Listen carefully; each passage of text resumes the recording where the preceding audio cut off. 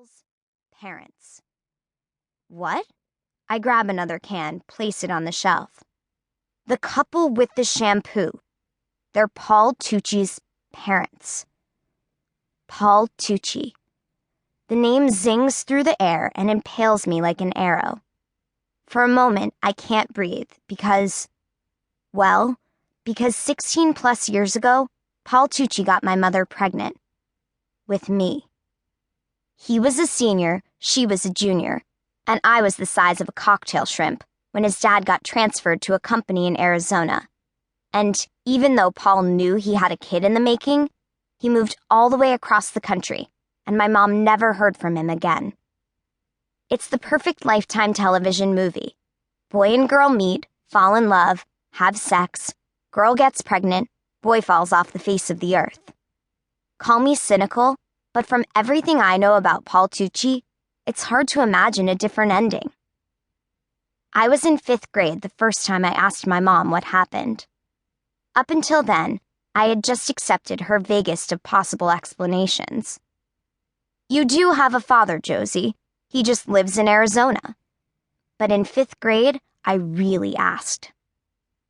It was the night of the spring fling, this father-daughter dance at my school, and even though several of my friends' fathers had offered to bring me along too, I didn't want to get all dolled up to drink punch and pretend to have fun foxtrotting with somebody else's dad.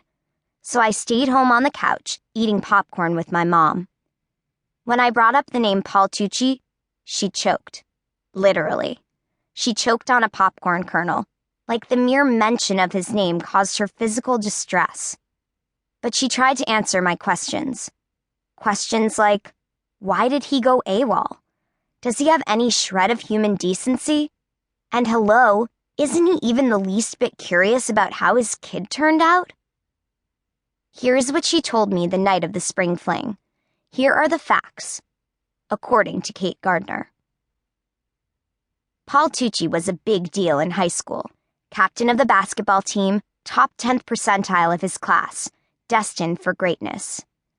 Kate Gardner was, in her own words, destined for homecoming court and a job at the mall. Paul Tucci's parents were Ivy League educated, as were his 2 older brothers.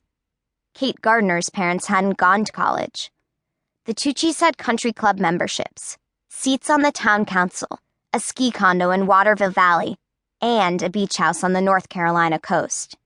The Gardners had none of these things that Kate's mother liked to refer to as trappings of the rich and snooty. The only thing Paul's parents and Kate's parents had in common, apparently, was their belief that no matter how in love Paul and Kate might be, they had no business dating each other. But date they did, against their parents' wishes, behind their parents' backs. To my 5th grade self, of course, this sounded like the most romantic thing ever. Like Romeo and Juliet, the Leonardo DiCaprio version. I loved it that Paul Tucci and my mom were rebels. I loved it that when my mom found out she was pregnant, she and Paul decided not to tell anyone. They would keep the news to themselves for as long as they could. Their little secret. But then, just like Romeo and Juliet, there was an unexpected plot twist. Paul's dad got transferred. I hate unexpected plot twists. I hate it that the Tuccis had to move to Arizona. I hate it that, unlike Romeo, Paul Tucci turned out to be a spineless wanker who didn't have the guts to tell my mom about his new, not-so-pregnant Arizona girlfriend. My mom had to find out the hard way, from Paul's best friend, Sully. On top of that, she had to tell her parents she was pregnant, drop out of high school junior year, and raise a baby. Whenever I think about it, I get mad. Mad that Paul Tucci got off so easy. And while I don't mean to imply that what happened was my mom's fault in any way, Paul Tucci is clearly a negligent boob that I don't even consider my father. I can't help but think that she could have tried a little harder to track him down, and at least make him pay child support. Okay, I admit it. I am just the teeniest bit biased against fathers who completely shirk their parenting responsibilities.